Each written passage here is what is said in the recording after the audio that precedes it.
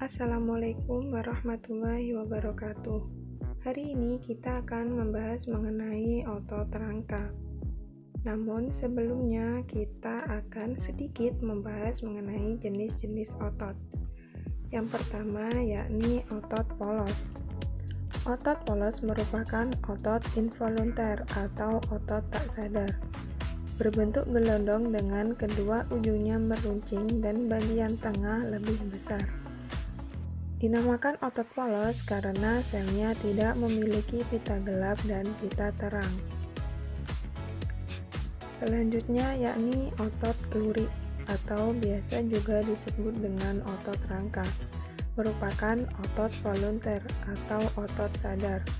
Jaringan otot rangka disebut rangka karena melekat pada tulang rangka. Berbentuk silindris panjang, inti berbentuk lonjong dan banyak jumlahnya di pinggir sel. Selanjutnya yakni otot jantung. Otot jantung merupakan otot involunter atau tak sadar yang dikendalikan oleh saraf otonom, baik saraf simpatik yang mempercepat denyut jantung.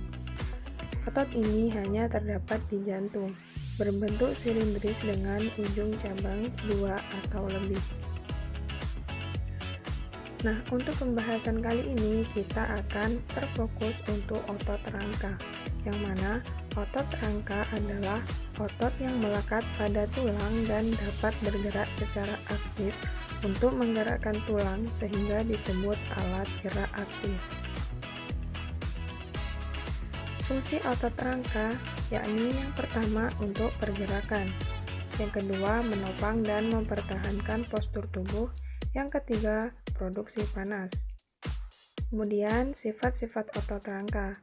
Yang pertama yakni kontraktilitas, yang kedua eksitabilitas, yang ketiga ekstensibilitas, dan yang keempat yakni elastisitas. Untuk struktur otot rangka terdiri dari kepala otot atau musculus caput, ekor otot atau musculus caudal, empal otot atau musculus venter. Kemudian di sini ada yang dinamakan tendon. Tendon adalah tempat melekatnya otot pada tulang. Di sini tendon dibagi menjadi dua, yakni origo dan insersio. Origo adalah ujung otot atau kepala otot yang melekat pada tulang yang tidak bergerak ketika otot berkontraksi. Sedangkan insersio adalah bagian ujung otot lain atau ekor otot yang melekat pada tulang yang bergerak ketika otot berkontraksi. Berikut merupakan contoh dari tendon origo dan insersio.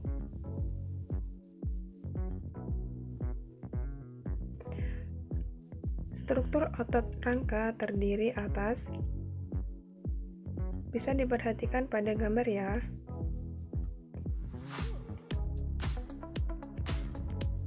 Yang pertama yakni ada epimysium atau selapis jaringan ikat yang agak padat pembungkus otot. Kemudian ada vesiculus atau berkas serat otot yang ada di dalam epimysium. Selanjutnya ada perimysium atau selaput tipis pembungkus vesiculus. Sel serat otot secara individual dibungkus oleh jaringan ikat halus endomysium. Nah, di bawah endomysium terdapat membran-membran sel otot yang disebut sarkolema. Di bawah sarkolema terdapat sitoplasma yang disebut sarkoplas.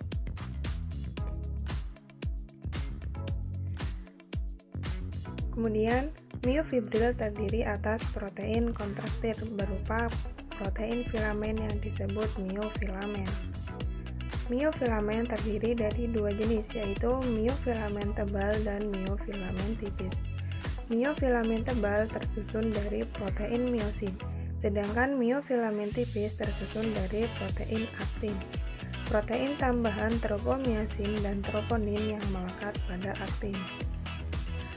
Kombinasi miofilamen tebal dan miofilamen tipis menunjukkan adanya pita gelap dan pita terang seperti lurik, sehingga otot rangka disebut otot lurik. Nah, di sini merupakan gambar dari miofilamen, yakni miofilamen tebal dan miofilamen tipis. Dan yang berwarna biru itu namanya miofilamen aktin, sedangkan yang merah tebal itu dinamakan miofilamen myosin.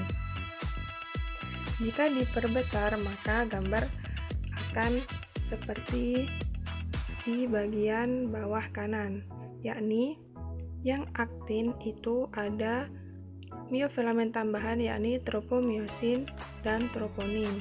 Kemudian yang myosin itu yang berwarna ungu. Selanjutnya, komponen struktur otot. Yang pertama, miofibril berbentuk silindris yang memanjang sepanjang otot lurik dan mengandung filamen aktin dan myosin. Kemudian, sarkomer, yakni unit struktural dan fungsional terkecil dari kontraksi otot pada miofibril. Sarkomer di sini dibagi menjadi pita H, pita A, dan pita I. Aktin, filamen kontraktil yang tipis serta memiliki sisi aktif dan situs pengikatan. Kemudian myosin yakni protein filamen yang lebih tebal dan memiliki penonjolan yang dikenal dengan kepala myosin. Kemudian ada tropomyosin, yakni sebuah protein aktin pengikat yang mengatur kontraksi otot.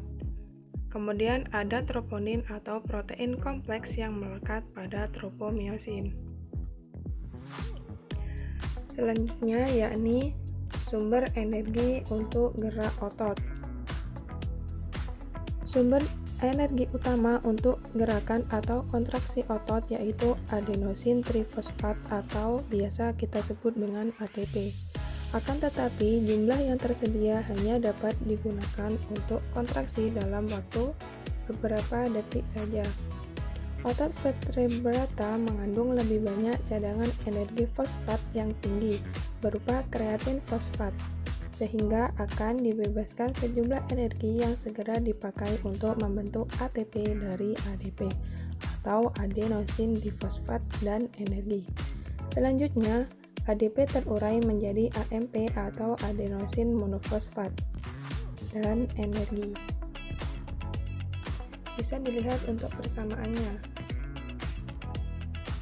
Yang kedua yakni sumber energi lainnya pada otot yaitu kreatin fosfat. Kreatin fosfat adalah suatu bentuk persenyawaan fosfat berenergi tinggi yang terdapat pada otot dalam konsentrasi yang tinggi. Kreatin fosfat tidak dapat digunakan secara langsung sebagai sumber energi, tetapi dapat memberikan energi kepada ADP. Kreatin fosfat terurai menjadi kreatin, fosfat, dan energi. Pemecahan ATP dan kreatin fosfat untuk menghasilkan energi tidak membutuhkan oksigen bebas atau disebut respirasi anaerob. Oleh karena itu, disebut proses anaerob apabila otot melakukan kontraksi secara terus-menerus dalam jangka waktu yang lama. Maka otot akan mengalami kelelahan. Hal tersebut terjadi sebagai akibat turunnya kandungan konsentrasi ATP dan kreatin fosfat. Tetapi sebaliknya, hal tersebut justru akan menjadi kenaikan konsentrasi ADP, AMP, dan asam laktat. Selanjutnya, yakni glikogen atau gula otot. Glikogen atau gula otot merupakan senyawa yang tidak larut. Oleh karena itu, dilarutkan menjadi laktasidogen.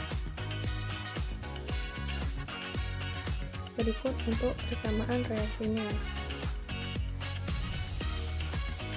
Nah, setelah glikogen diubah menjadi laktasidogen, kemudian laktadisogen tersebut diubah menjadi glukosa dan asam laktat. Glukosa yang dihasilkan dioksidasi menjadi karbon dioksida, air, dan energi. Proses tersebut terjadi pada saat otot relaksasi menggunakan oksigen, sehingga fase relaksasi disebut fase aerob. Penimbunan asam laktat yang terlalu banyak di dalam otot dapat menyebabkan kelelahan. Asam laktat yang berlebihan akan dioksidasi oleh oksigen. Nah, apabila terlalu banyak dibutuhkan oksigen untuk mengoksidasi asam laktat dapat menyebabkan gangguan pada pernafasan. Contohnya, nafas menjadi tersengal-sengal. Selanjutnya, tahapan mekanisme kerja otot. Impuls dibawa oleh saraf, artinya hubungan antar saraf dengan otot akan menimbulkan impuls dari saraf yang menyebabkan neurotransmitter mengeluarkan asetilkolin. Nah, asetilkolin akan menyebabkan pergerakan antara aktin dan miosin, sehingga disebut aktomiosin atau protein otot. Nah, pergerakan ini menyebabkan adanya kontraksi otot. Untuk proses pergerakan diperlukan energi dari respirasi aerob dan respirasi anaerob.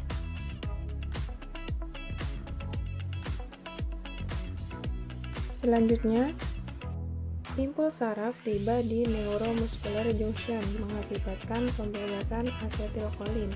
Kehadiran asetilkolin menyebabkan atau memicu depolarisasi yang kemudian menyebabkan pembebasan ion kalsium dari retikulum sarkoplasma. Meningkatnya ion kalsium menyebabkan ion ini terikat pada troponin, sehingga mengakibatkan perubahan struktur tersebut yang menyebabkan troponin aktif dan tropomiosin terbuka. Hal tersebut membuat kepala miosin mampu berikatan dengan filamen aktin dan membentuk aktomiosin. Miosin akan terlepas dari aktin dan jembatan aktomiosin akan terputus ketika molekul ATP terikat pada kepala miosin. Pada saat ATP terurai, kepala miosin dapat bertemu lagi dengan aktin pada tropomiosin. Proses kontraksi otot dapat berlangsung selama terdapat ATP dan ion kalsium. Pada saat impuls berhenti, ion kalsium akan kembali ke retikulum sarkoplasma. Tropomiosin akan kembali ke kondisi semula dan menutupi daerah tropomiosin sehingga menyebabkan otot berelaksasi. Kemudian ada hipotesis leading filament. Selama kontraksi, panjang miofilamen aktin dan miosin tetap sama, tetapi saling bersilang sehingga memperbesar jumlah tumpang tindih antar filamen. Filamen aktin kemudian menyusup untuk memanjang ke dalam pita A, mempersempit dan menghalangi pita H. Panjang sarkomer dari garis Z ke garis Z lainnya memendek saat kontraksi. Pemendekan sarkomer akan membuat serabut otot memendek. Begitu pula dengan otot secara keseluruhan. Selanjutnya yakni sifat dari otot, yakni ada antagonis dan sinergis.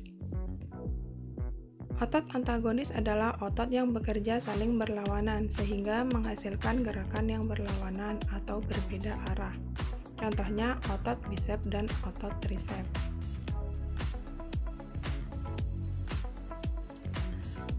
Gerakan antagonis pada tubuh. Yang pertama yakni ekstensi atau meluruskan dan fleksi atau membengkokkan. Contoh otot bisep dan otot trisep. Kemudian ada abduksi atau menjauhi badan dan adduksi atau mendekati badan. Contohnya gerakan tangan sejajar dan sikap sempurna. Selanjutnya yakni depresi ke bawah dan elevasi ke atas. Contohnya gerakan kepala menunduk dan menengadah. Selanjutnya ada supinasi atau menengadah dan pronasi atau menelungkup. Contohnya gerakan telapak tangan menengadah dan gerakan telapak tangan menelungkup. Yang kelima yakni inversi, adalah gerakan memutar kaki ke arah dalam tubuh sehingga sisi medial telapak kaki terangkat, yakni kombinasi supinasi dan adduksi. Kemudian ada eversi, adalah gerakan memutar kaki ke arah luar tubuh sehingga sisi lateral telapak kaki terangkat, yakni kombinasi pronasi dan abduksi. Yang terakhir yakni otot sinergis adalah otot yang saling mendukung kerja satu sama lain sehingga menghasilkan gerakan satu arah. Contohnya, otot prenator teres dan otot pronator quadratus.